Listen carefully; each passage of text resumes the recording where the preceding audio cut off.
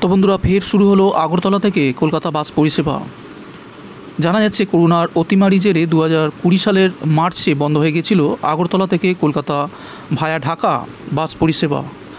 তারপর শুক্রবার পুনরায় এই পরিষেবা চালু করেন ত্রিপুরার পরিবহন মন্ত্রী। মাত্র 28 জন যাত্রীকে নিয়ে আখাউড়া আন্তর্জাতিক চেকপোস্ট থেকে মৈত্রী বাস রওনা হয় কলকাতা সল্টলেকের উদ্দেশ্যে। শুক্রবার ছাড়া সপ্তাহে প্রতিদিন চালু থাকবে এই বাস পরিষেবা।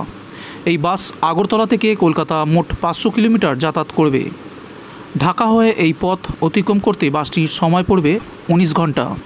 উল্লেখ্য, গুয়াহাটি হয়ে এই দুই জায়গায় যাতায়াতে রেলপথে সময় লাগে প্রায় 35 ঘন্টা।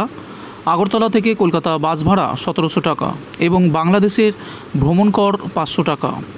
মোট 2200 টাকার বিনিময়ে আগরতলা থেকে কলকাতা যাতায়াত করতে পারবেন যাত্রীরা।